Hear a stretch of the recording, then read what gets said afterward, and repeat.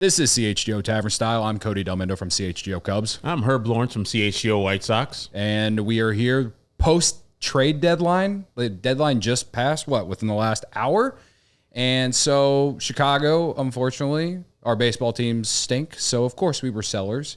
But there were some winners and some losers in this. Some winning trades, some losing trades, at least from how we feel. Herb, you going to start us off? I'm actually going to go on the north side. I know you guys want to go to the White Sox, but I think what the Cubs did to get Isaac Paredes from the Tampa Bay Rays, a all-star Isaac Paredes, who hit 31 home runs last year, for Christopher Morel, young player, same age as Isaac Paredes, Hunter Biggie, and Tyler Johnson. I don't even know if I'm saying Hunter's name right. All on their team. I think that the Cubs trade away some prospects, but I think they have 3 years left of Isaac Paredes. I think the Rays fixed him from his times in Tampa or in Detroit when they got down there to Tampa Bay. He's evident to be an all-star, and I think the Cubs had a big-time hole at third base, and this guy fills that hole. And now through trades from the offseason with Michael Busch and now with Isaac Paredes, you have the corner infield spots filled for at least the next 3 years. So that is my best thing any Chicago team did this trade deadline. That's fair. I would say, I'll just go ahead and give the worst, and then we can go compare, I guess. This is not to slander, but I think this is in general. I feel like a lot of people agree with this, but I still don't understand the Eric Fetty trade. Yes. Not only did you move him and Kopech in the same trade, with one of them going to the Cardinals and one of them going to the Dodgers, and then you get back Miguel Vargas and a couple prospects, and you send Fetty to the Cardinals, and I don't understand how the Cardinals fleeced both teams in some ways. I mean, I'm sure the Dodgers are going to get Kopech on the right path just based off their history of fixing people. I just feel like you could have got more for Fetty. Yes. I will say Eric Fetty looks exactly like a St. Louis Cardinal. If I were to draw one up, he looks exactly like a Cardinal, so I'm not surprised. Yeah. But I just feel like the White Sox could have certainly got more, because I feel like the prospects they got from the Dodgers, I'm not sure you could have got all that for just Kopech, but to get the prospects from the Dodgers, and not the Cardinals when Fetty's going to the Cardinals, just leaves me kind of confused. I got that right, correct? Like no Cardinals prospect going to the White Sox or anywhere. Going to the they got the Olivia Gonzalez guy going from the Cardinals to the Dodgers. He's a 17-year-old Dominican player.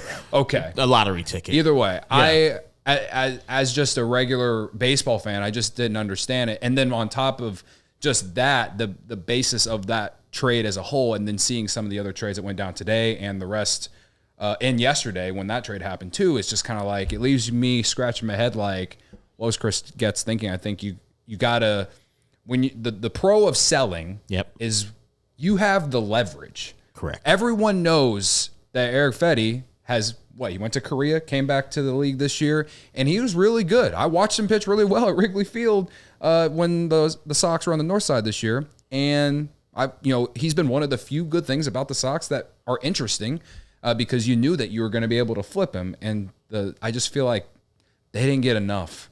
Maybe you got enough for Kopech, maybe, I don't know. Yeah, but I just don't feel like you got anything at all for Fetty, and there's another year of control for him too. Correct. So the Cardinals will have him for next year too. Yeah, for $7.5 million. So it just leaves me scratching my head, because considering how the market was set, it felt like you could have got more. And to speak to that point, as my worst of the trade deadline, that is also my worst, because, as you were saying, it's a seller's market, and you see starting pitchers after the Eric Fetty trade and Yusei Kikuchi going to the Houston Astros for 3 prospects, a little long in the tooth. I think all of them are 24 or 25 or 26 years old, but all ready to play for the Blue Jays right now. And then you see the trade for Trevor Rogers going from the Marlins to the Orioles today.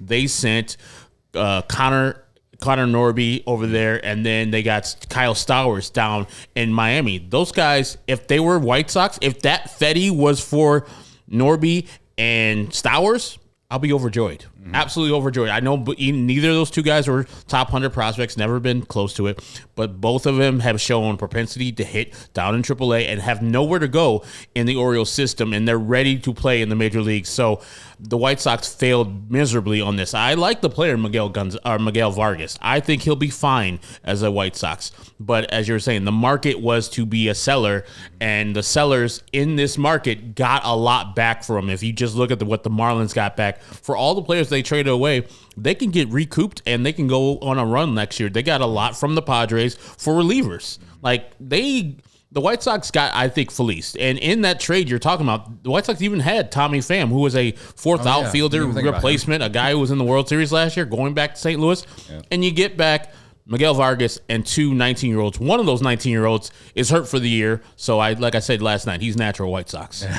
And so who's your best of the 2024 trade deadline? For Chicago, as I just basically shit on the White Sox, I can't help but find myself thinking that not trading Crochet is actually a win. Okay.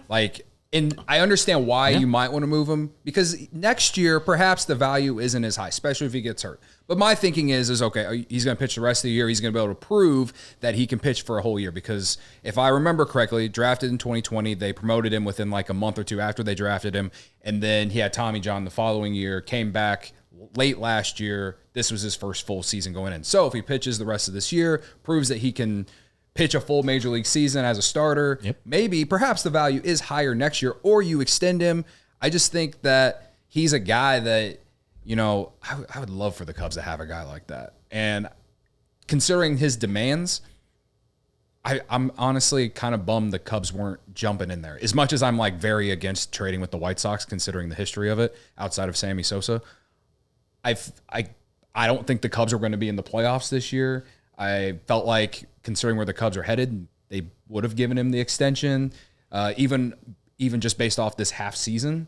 It would have been a roll of the dice that I would have certainly supported, just because I don't think you would have had to pay him a shit ton, but you would have you potentially could have had a top of the rotation guy to go with Shota Imanaga and Justin Steele, and that would have made me feel all kinds of things. But man, left these murderers row in the starting rotation right there. And the Cubs have one of the few teams in Major League Baseball that I look at their farm system, which top 5 ranked farm system, have enough players that the White Sox would say, and it's like, oh yeah, you guys have the representative players that we would want on our team, and it wouldn't hurt for me to see Garrett Crochet on the north side if he got traded there, if we're getting back Triandos, et cetera, et cetera. I will say that the rumor that they were trying to throw in Benintendi with Crochet.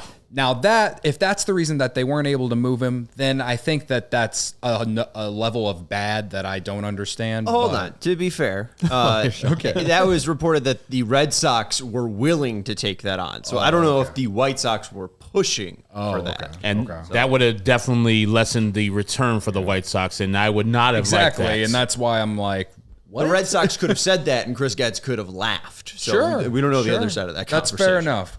But I think in some ways it's kind of a good thing that they kept him. I know a lot of people think, well, he's not going to have as much value next year because it's one less year of control, this or that. But if he continues to pitch the way he does, he's gonna demand a haul, man.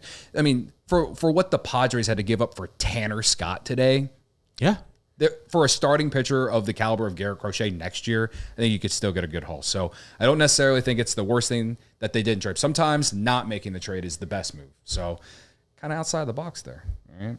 Yeah, I agree with you. See, I mean, that's perfectly said at the end right there. I think that sometimes the trades that you don't make are your best trades. Cody, great job. Awesome. Thank you. That's CHGO Tavern Style. See you next time. We all silly like the mayor.